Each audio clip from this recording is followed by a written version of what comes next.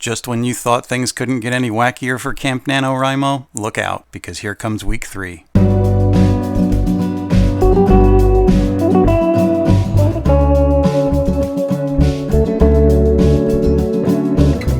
Remember in last week's vlog when I mentioned that they were scheduling those shots for my shoulder that was messed up? Yesterday, I had the shot right in the shoulder joint. Not a whole lot of fun. The doctor said, expect an increase of pain tonight. I got through the whole day. Aside from some initial stiffness, I thought, I've got this. Then just before bed, I reached for something and felt a stab of pain. The whole night, I couldn't move in bed without being in agony, and I couldn't even pick up my arm this morning.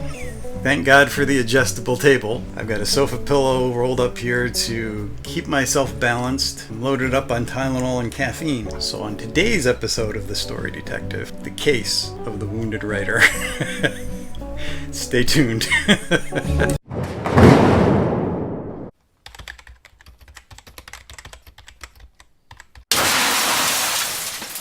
I had a completely different kind of vlog planned for today, and I'm not going to tell you what it was. I'm going to save it and maybe I can get it in next week. For now, propped up here in my corner, what I'm going to try for is around 3,000 words. I got a little over 3,000 words on the last 2 vlogs. If I can get around 3,000 today, that would be great. Things are running a little bit behind this week because of all this other stuff going on. I'm going to try not to give in to the tyranny of pain.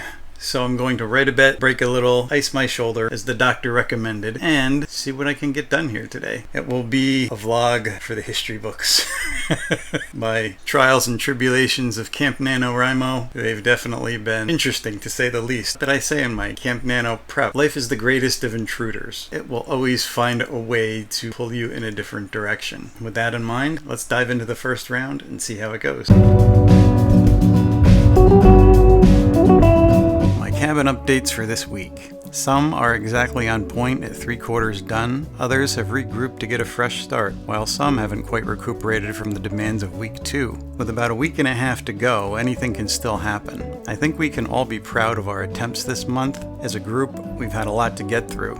Our trials and conversations have given me a lot to consider personally. For myself, I think it's about building bridges. Today it's bridging the gap between the effects of cortisone shot and my word count. Tomorrow it might be something completely different. Life is like that when we try to slice out time for ourselves or make new habits. Is there an easier way to bridge the gap? First round is over. I finished a scene that I started last night and I got 871 words. That wasn't too bad. I've managed to keep things pretty straight with my shoulder, so mild pain but not extreme yet. So I'm going to take a break, make sure it doesn't get any worse, and then we'll be back for round 2. I iced the shoulder for 15 minutes. My only fear at this point is that the constant pain will wear me down as time goes on because there is a constancy and that can mentally and physically fatigue you over time. We're going to get right into this, get into round 2 as quickly as possible and get as much done as I can. That is the plan.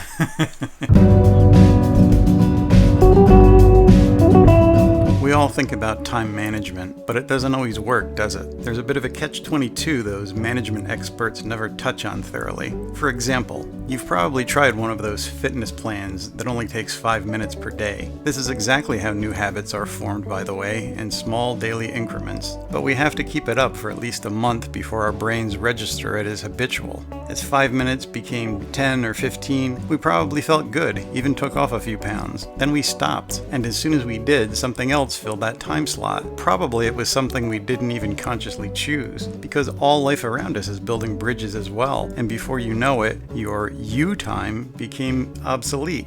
However, while it's great to be self-aware and make conscious choices, we can't always control it when life steps in. That part's not in the manual. So what can we do? Hey, how's it going? It's going. It's hot out. Yeah, I know. I brought you a little cold treat.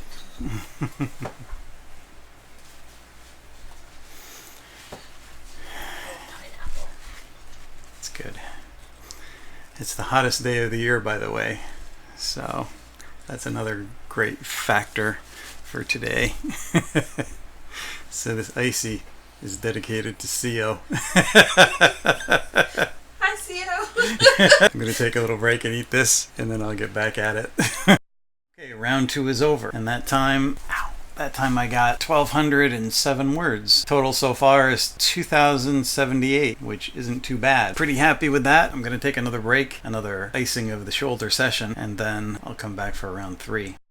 Pretty excited about the process so far. Going pretty well with the word count, so I'm pleased. But the pain is definitely getting worse. Probably because the Tylenol I took this morning is wearing a bit thin. I only have about a half an hour before it's completely gone. I'm going to try to get through this next round and then see how I feel after that. That's where we're at. Fingers crossed. Moving on.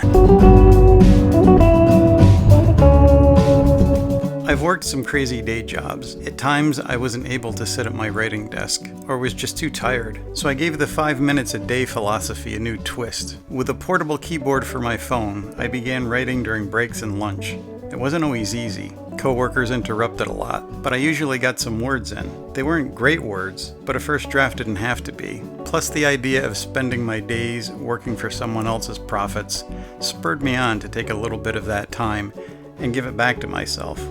When I started forcing myself to dictate on my phone, I found spare minutes to get even more words. The average person spends 3 to 5 minutes on a bathroom break, texting, watching YouTube, but I was writing. And during those times when I stopped writing altogether, I stressed. But I found when I came back to it, it was easier. I was better at it. That's because the brain is digesting information all the time. It's not easy to trust your own process, to understand it's happening even when we aren't physically making an effort. But it really is happening. Eventually, that's the bridge that leads us home, to find balance, and knowing we are learning and growing in all we do. And that makes us who we are, and ultimately helps us hone our craft. I think if our goals are important to us, we'll keep coming back, keep striving, even if it takes a little bit longer than we planned. Round 3 is up. I got 1,021 words that time, bringing my total up to 3,099 words. This is more than I expected. I'm going steadily okay. The pain has not increased any worse than it was, so I am going to move on to a 4th round and see what I can do. I think I'll at least get as much as I did the previous weeks. Maybe trying to push sometimes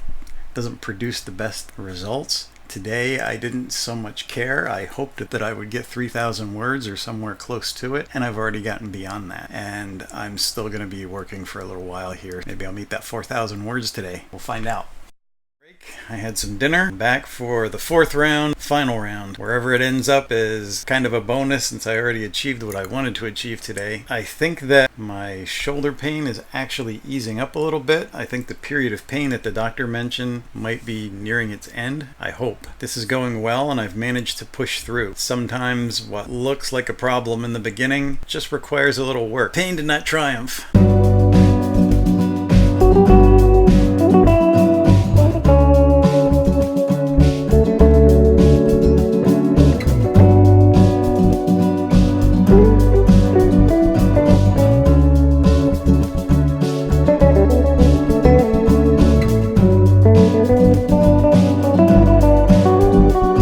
It's over. Final round is finished. I got 1,035 words that time, bringing me to a grand total of 4,134 words. This was probably my worst day for Camp Nano as far as physical being, but it turned out to be my best day in terms of word count. This is great because I was behind from the days I took off last week and the doctor yesterday, so I needed a catch-up day. So this was more than I could have hoped for. If you like these videos, consider subscribing, and I'll be back next week as we get into the final round of Camp Nano and see how things all add up. So far I've managed to weather the storm, and there have been several, but I think that's life, and life goes on, as does Camp Nano. I'll see you next time on the next episode of The Story Detective. Until then, keep those keyboards clacking.